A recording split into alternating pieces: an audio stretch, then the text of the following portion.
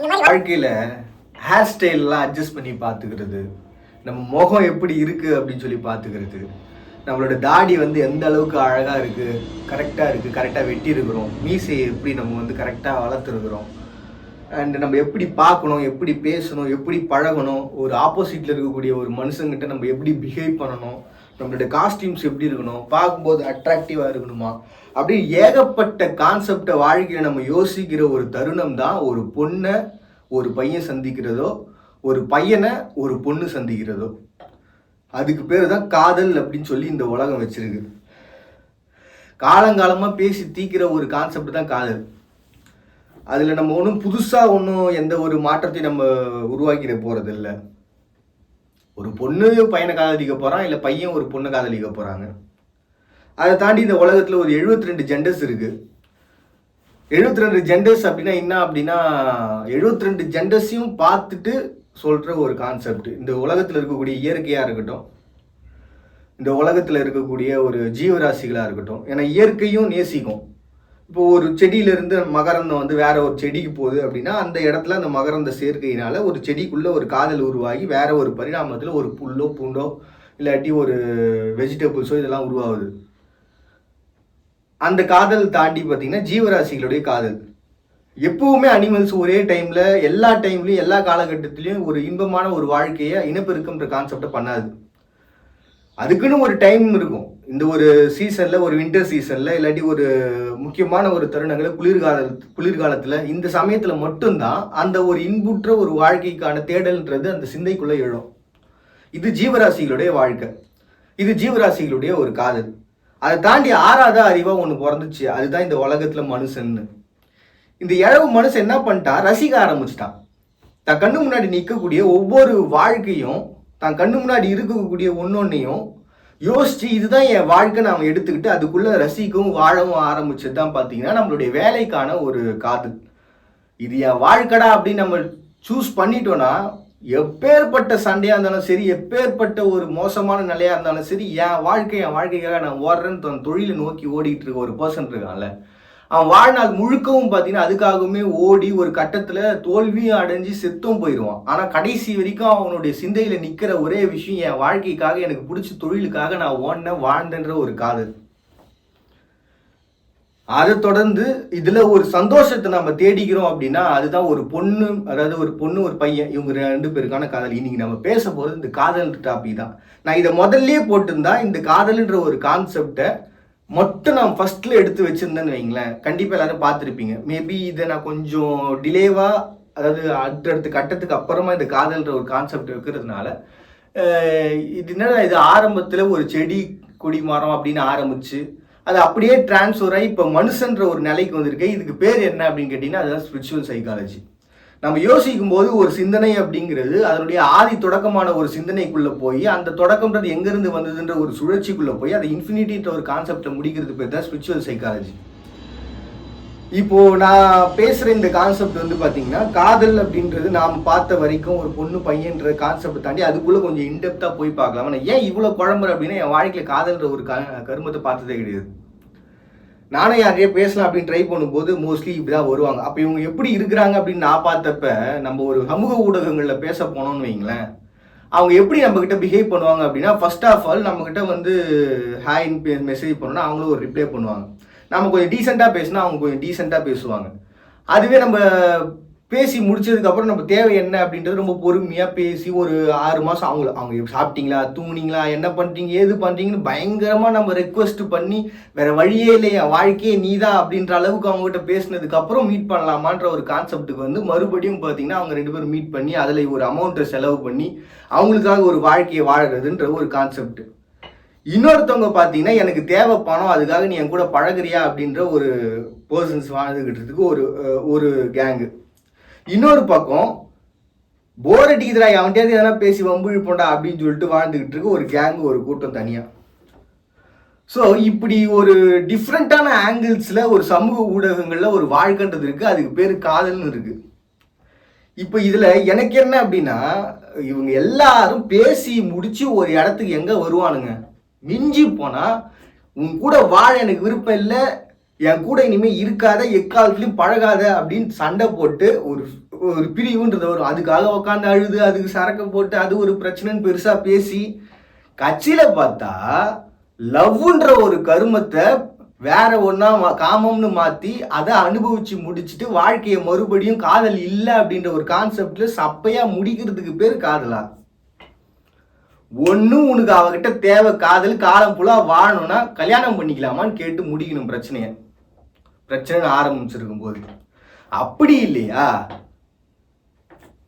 மெசேஜ்ல பேச ஆரம்பிக்கும் போதே நான் உன்னை காதலிக்கிறதுக்காக தான் பேசுறேன், நான் உன் கூட இப்படி பழகிறதுக்காக மட்டும்தான் பேசுறேன், உன் கூட இப்படி இருக்கணும்னு மட்டும்தான் பேசுறேன்னு எடுத்த உடனே சொன்னா அதை புரிஞ்சிக்கிற அளவுக்கு மூளை நம்ம ஊருக்கு இல்லையா, இல்ல பொண்ணுங்களுக்கு இல்லையா? எல்லாரும் எடுத்தவங்க கௌத்தம் என்ன வேணா எப்படி நீ என்கிட்ட பேசலாம், நீ யாரு? அட அறிவு கட்டவங்களே, சமூக ஊடகங்கன்றது யாரோ ஒரு ஸ்ட்ரேஞ்சர்கிட்ட பேசுறது தான்.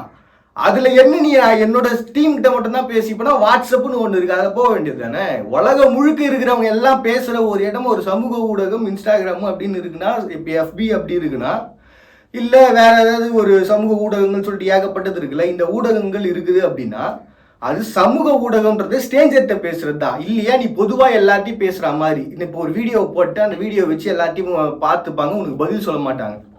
ஆனால் சமூக ஊடகம்ன்றது நீ என்ன பண்ணாலும் 18+ வந்துட்ட அப்படின்னா அவன் அந்த இடத்துல இருந்து இந்த இடத்து வரைக்கும் ஏகப்பட்ட கேள்வியை கேட்க தான் செய்வான், தப்பா உங்ககிட்ட பிஹேவ் பண்ண தான் செய்வான். அதெல்லாம் ஒத்துக்கிட்டு தான் 18+ போட்டு உள்ள நீ கண்டினியூ கொடுத்து உள்ளே வந்துருக்க. அப்ப இந்த உலகத்தை நீ ஒரு காமத்தினுடைய சிந்தனையில இருந்தும் சரி, அறிவார்ந்த சிந்தனை வரைக்கும் என்ன வேணா அந்த ஊடகத்துக்குள்ள நீ பகிர்ந்துக்கலாம். அதுதான் சமூக ஊடகம். நீ என்கிட்ட தப்பா பிஹேவ் பண்ணிட்டு தப்பா பேசிட்டேன்னு நீ வந்து கம்ப்ளைண்ட் பண்ணா கூட மயில கூட எடுபடாது ஸ்டேஷன்ல கூட. இதெல்லாம் முதல்ல நல்லா தெரிஞ்சுக்குங்க. அதுக்கப்புறமா சமூக ஊடகங்கள்ல போயிட்டு ஒருத்தரை பத்தி குறை சொல்றதுன்ற கான்செப்டுக்குள்ள வருவீங்க. அப்போ உங்க காதல் சமூக ஊடகங்கள்ல என்ன அப்படின்னா, காதல்னு ஆரம்பிச்சு காமம்னு வாழ்ந்து கடைசியா எதுக்குடா இந்த வாழ்க்கை அப்படின்னு ஒரு பொய்யான ஒரு தோற்றத்தை மாயையை உருவாக்கி வாழ்ந்துகிட்டு இருக்க இந்த ஜென்மங்களுக்கு பேரு காதலர்கள் அப்படின்னு நாங்க ஒத்துக்கணும். லிவிங் டுகெதர் அப்படின்ற ஒரு வாழ்க்கையை வாழணுமா? ஓப்பனா நான் இதுதாண்டா இப்படி தாண்டான்னு சொல்லிட்டு வாழ்ந்துட்டு போற உலகம் தான் எதிர்காலமா இருக்க போகுது.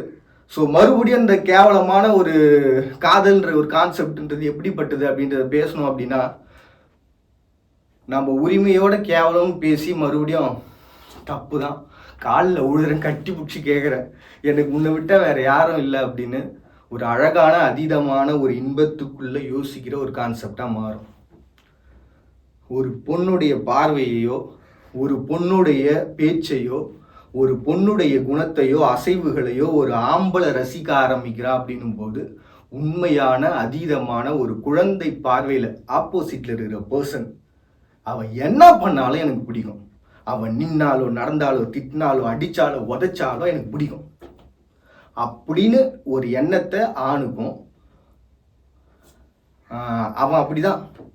ஆனால் அது சரியான கேரக்டர். என் ஃப்ரெண்டு பேசிப்பாங்க, அசோக் அண்டு பிரியான்னு சொல்லிட்டு. என் ஃப்ரெண்டு அசோக் தான் எனக்கு பழக்கம், பிரியா வந்து எனக்கு பெரிய பழக்கம் இல்லை. நான் அவங்களை வந்து வாங்க போங்கன்னு தான் சொல்லுவேன் இப்போ வரைக்குமே.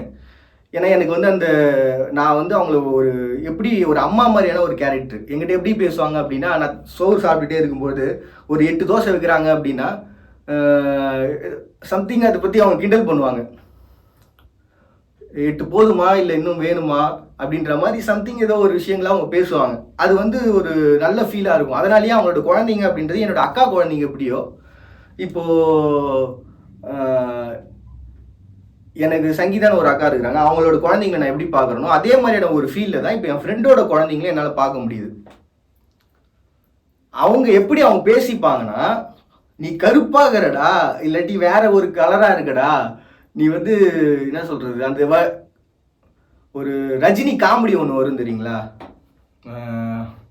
நான் எப்படியா உன்னை லவ் பண்ணேன், நான் எதுக்கியா உன்னெல்லாம் காதலிச்சேன் அப்படின்ற மாதிரி ஒரு அழகான ஒரு ஃபீலுன்றது அதுக்குள்ளே இருக்கும். நான் ஏன் இது பேசும்போது இவ்வளோ ஸ்டக் ஆகுறேன் அப்படின்னா, அவங்களுடைய காதல் எனக்கு வந்து அந்தளவுக்கு ஒரு ரசனையை கொடுத்துச்சு. ரியல் வாழ்க்கையில் வாழ்ந்தா புருஷன் முன்னாடினா இப்படி வாழணும்டா, இது கண்ணு கூட பட்டுறோன்னு வைங்களேன். அந்த அளவுக்கான ஒரு வாழ்க்கை. சண்டை போட்டுப்பாங்க, வாழ்க்கையில் கஷ்டம்னு வரும்போது ஒருத்தருக்கு ஒருத்தர் உதவிப்பாங்க, பிரச்சனைன்னு வந்தால் விட்டு கொடுத்து போயிடுவாங்க. வாழ்ந்தா அப்படி ஒரு காதல்னு சொல்லிட்டு அவங்க மேலே எனக்கு ஒரு ரசனைன்றது உருவாகும். இது பொறாம கிடையாது, அவ்வளவு ரசனை. இப்போ அவங்கள வச்சு பார்த்தீங்கன்னா ஒரு வெப் சீரிஸுக்கான கதை ஒரு 30 எபிசோடுக்கு இருக்குது. அசோக்கு பிரியான்ற ஒரு கேரக்டர் மட்டும் வச்சு அதுக்குள்ளே வந்து பார்த்தீங்கன்னா அவங்க எப்படி வாழ்வாங்க, என்ன பண்ணுவாங்க, அவங்க லைஃப் எப்படி போகுதுன்னு சொல்லிட்டு ஒரு 30 எபிசோடு என் லைஃப்பில் நான் எடுக்கிற அளவுக்கு யோசிச்சிருக்கேன். ஸோ இந்த இடத்துல நீங்கள் நான் அவங்க வாழ்க்கையை பார்த்து பொறாமப்படுறேன்னு நினைப்பீங்களா? என்னோட காதல் தாங்க.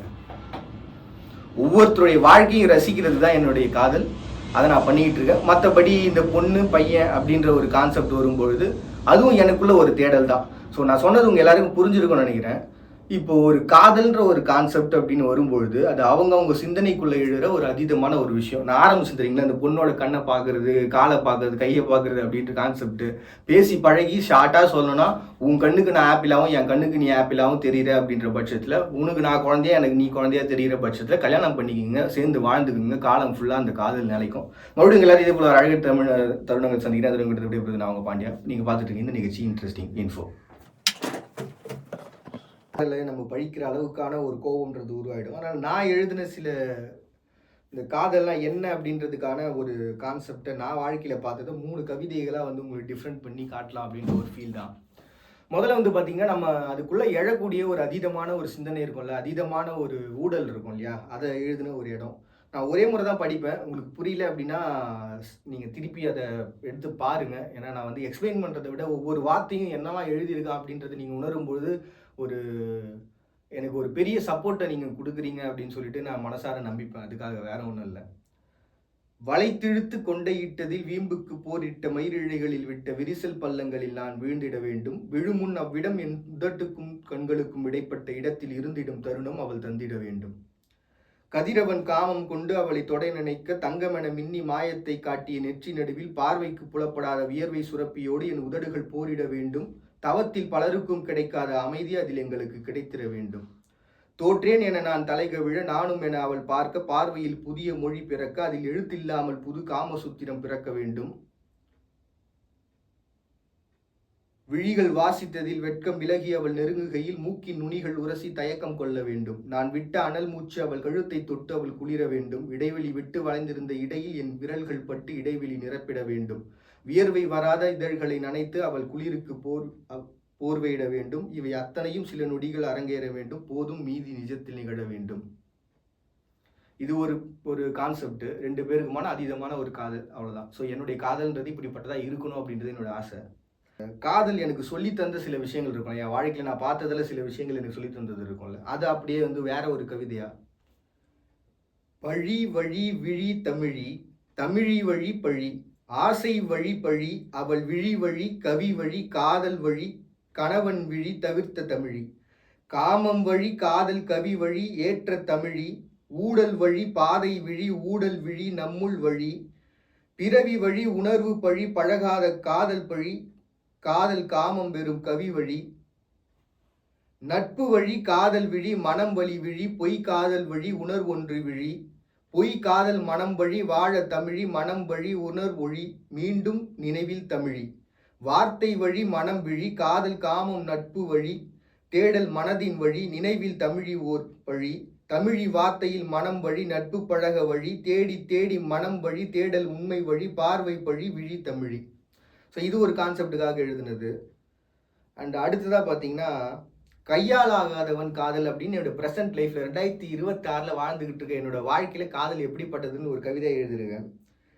எழுத்திலா அசைவிலா சொல்லிலா வரத்திலா நீ, புலம்பலில் மாயையில் கவியில் காத்திருப்பில் நான். மறுபடியும் படிக்கிறேன். 2026 என்னுடைய காதல்ன்றது என்ன அப்படின்றத உங்ககிட்ட ஷேர் பண்ணிக்கிறேன். கையால் ஆகாதவன் காதல், அதுதான் இதோட டைட்டில்.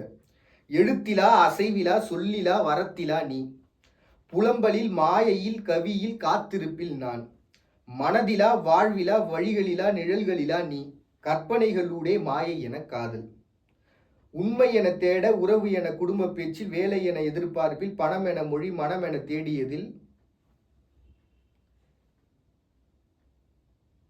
வேலை என குடும்ப பேச்சு வேலை என எதிர்பார்ப்பில், பணம் என மொழி மனம் என தேடியதில், பிழை என செயல் வயதென காலம், உயிரற்று போன தழுவாத உறவு காதல், கொல்ல வரம் இல்லை உணர்வை கொள்ள வழியும் இல்லை, பிறக்காத காதல் செத்திருந்தால் என்ன, சிந்தனையில் இருந்தால் என்ன, கழிவானால் என்ன, என் காதல் பிறவாத தூய்மையே. இதுதான் எனக்கும் காதலை நான் ரசித்து எழுதின ப்ரெசன்ட் லைஃப்பில் 2024 என்னுடைய காதல் கவிதை. நன்றி.